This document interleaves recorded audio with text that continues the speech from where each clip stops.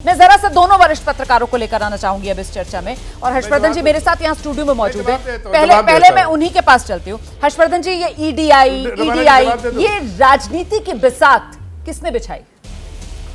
देखिए रोमाना जी, मुझे बड़ा आश्चर्य हो रहा है। एक तो ये कि अमित शाह, अब जरा देखें कि कौन से सूत्र हैं कौन सी एजेंसी में, क्योंकि पत्रकारों के सूत्र खबर के लिए अलग होते हैं। अगर नेता को रेड होने वाली है और पता चल जा रहा है तो फिर भ्रष्टाचारियों को भी पता चल जा रहा होगा, अगर ऐसा है तो अमित शाह को जरा अपनी एजेंसी को और टाइट करना चाहिए। और बड़ा आश्चर्य है मुझे कि जो संजय मिश्रा 1 साल से अधिक समय हो गया वो ईडी का हिस्सा भी नहीं है।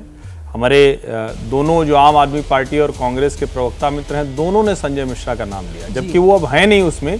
ईडी के नए डायरेक्टर हैं तो वो कह रहे थे कि और कोई आदमी नहीं मिल रहा है, पुरानी कोर्ट की टिप्पणियों पर बात कर रहे थे। इससे ये भी समझ में आता है कि उनके दिमाग में क्या चल रहा है। अब राहुल गांधी जो कह रहे हैं और संजय राउत जो कह रहे हैं, क्योंकि ये लोकसभा का चुनाव जो हुआ उसमें कई बार ये कहा गया कि जॉर्ज सोरोस ने भारत के चुनाव में दखल दिया।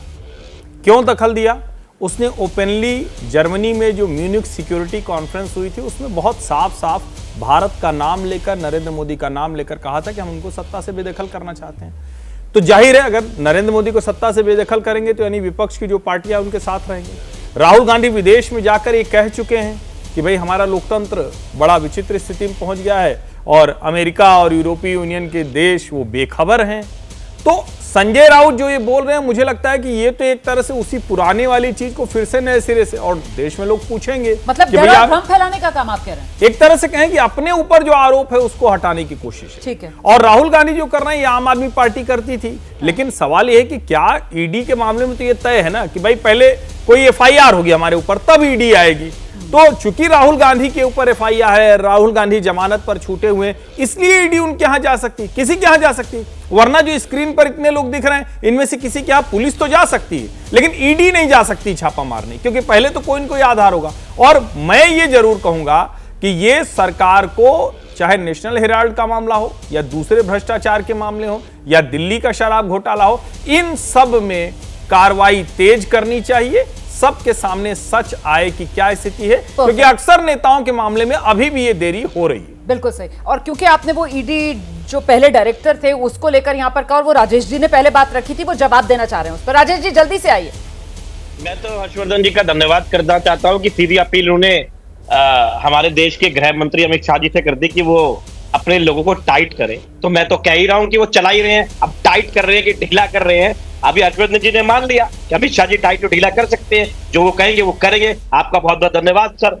दूसरी बात सर, आपने कहा हमने पुरानी टिप्पणी में बात की, तो करेंगे। सुप्रीम कोर्ट का मतलब यही होता है कि जो वो कहे वो देश का कानून है।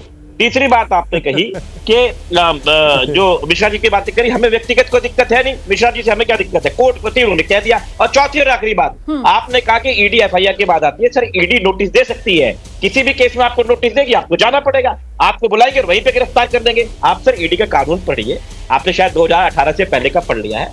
माननीय प्रधानमंत्री जी ने, मैं तो माननीय कहता हूँ, और अमित शाह जी ने, क्योंकि मुझे बहुत डर लगता है सर। हर्षवर्धन जी मैं बहुत डरता हूँ सही में, भाई मेरा भी परिवार है। तो उन्होंने कानून को बदल दिया है। उस कानून को बदलने के बाद में अब आपको बताना, आपके कोई आरोप लग जाता है तो आपको सिद्ध करना है कि आप निर्दोष हो। तो आप ये समझ लीजिए कि किसी पे भी नोटिस जा सकता है, आप उनका साथ दे रहे हैं, आप पे नहीं आएगा, ये मैं गारंटी देता हूँ। ठीक है। अब मैं नहीं, बस एक जी बिल्कुल भाई, गृह मंत्री हैं, अगर वो एजेंसी इतनी टाइट नहीं है कि वो ऐसे किसी पर रेड मारने जाए, उसको बता दे तो टाइट करना ही चाहिए। वरना मैंने जो पूरा शब्द कहा राजेश जी, मैंने कहा कि ऐसे तो किसी भ्रष्टाचारी पर, किसी चोर पर, किसी बेईमान पर छापा पड़ेगा ही नहीं कभी, क्योंकि वो सूत्र बता देंगे। तो जरा ये समझिए, इसमें टाइट भ्रष्टाचारी, चोर और सबकी तुलना कहा राहुल गांधी का नहीं, मैं तो उस बात से कर रहा हूँ, मैं किसी को ये नहीं कह रहा हूँ, लेकिन मैं इस बात से कह रहा हूँ कि एजेंसी के अधिकारी अगर इनसाइडर हैं, ये जबरदस्त है। मतलब राजेश जी, ये जबरदस्त है। चलिए अभी तो हमने ऐसा कुछ किया नहीं है, हम में से किसी को कोई खतरा नहीं। उसके लिए हमें कुछ करना भी पड़ेगा ना, बड़ा साहस चाहिए उसके लिए। आप लोग अपनी राजनीति जो है वो अपने तक ही सीमित रखें। जैसे ही घड़ी का काटा दोपहर 2:30 पे आए, बबीता जी का दिल सास बहू साजिश के लिए मचल जाए। और ये है इनकी बहू, पूरे दिन ऑफिस की टेंशन हो जाए गॉन जब ये करें अपना फेवरेट शो फ्री टाइम पे ऑन। इनकी तरह आप भी देखिए अपना फेवरेट शो अपने टाइम पर और डाउनलोड कीजिए एबीपी लाइव ऐप अपने स्मार्ट टीवी पर।